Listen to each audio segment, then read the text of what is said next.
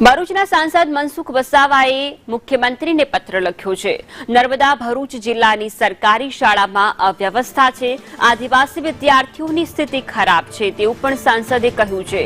આ સિવાય શિક્ષકો, ગૃહપતિ, રસોઈયાની ભરતી કરવાની પણ માંગ કરવામાં આવી છે।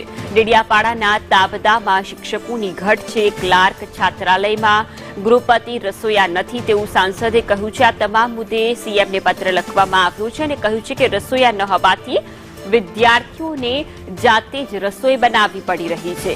આશ્રમ શાળામાં શાકભાજી પણ આપવામાં નથી આવતું। જે પણ ઘટ પડી રહી છે તે ઘટને લઈને માંગણી કરવામાં આવી છે અને મુખ્યમંત્રીને પત્ર લખાયો છે। માધ્યમિક શાળા અને આશ્રમ શાળાઓમાં જે અવ્યવસ્થા નર્મદા જિલ્લામાં જોવા મળી રહી છે તેને લઈને રાજ્યના મુખ્યમંત્રી ભૂપેન્દ્ર પટેલને સાંસદ મનસુખ વસાવા તરફથી પત્ર લખવામાં આવ્યો છે। ડેડિયાપાડા તાલુકાના તાબદા ગામની સ્થિતિનો ચિતાર પણ સાંસદે પત્રની અંદર આપ્યો છે અને કહ્યું છે કે આ ગામની અંદર જે સરકારી માધ્યમિક શાળા આવેલી છે ત્યાં વિષયવાર શિક્ષકો નથી, એટલે કે જેટલા શિક્ષકો હોવા જોઈએ, એક એક વિષયના શિક્ષકો હોવા જોઈએ તે શિક્ષકોની ઘટ આ શાળાની અંદર છે।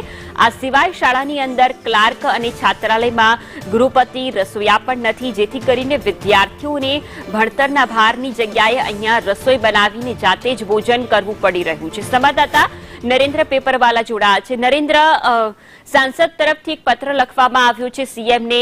નર્મદાની જે શાળાઓ છે તેનો ચિતાર આ પત્રની અંદર આપવામાં આવ્યો છે। કેટલી શાળાઓ આવી છે જેની અંદર અવ્યવસ્થા છે? સાંસદ મનસુખ વસાવા હંમેશા પોતાના જે આવા પત્ર લખતા હોય છે તે લઈને વિવાદ થતો હોય છે, કારણ કે તેમના આક્ષેપ સીધા તંત્ર પર હોય છે। તેમને જે હાલમાં આક્ષેપ કર્યો છે કે જે સરકારી માધ્યમિક શાળા ડેડિયાપાડા સાગબારા વિસ્તારની છે અને આશ્રમ શાળા છે ત્યાં વિદ્યાર્થીઓને પૂરેપૂરી સગવડ નથી ને આશ્રમ શાળા જે છે ત્યાં ગૃહપતિ નથી અને જે ભોજન બનાવવા રસોઈયા નથી ને બાળકો જાતે રસોઈ બનાવે છે તેવો આક્ષેપ સાંસદે કર્યો છે, જેને લઈને હાલમાં હડકંપ મચી જવા પામી છે।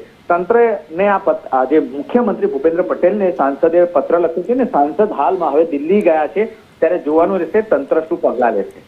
જી નરેન્દ્ર, આભાર વિગતો બદલ।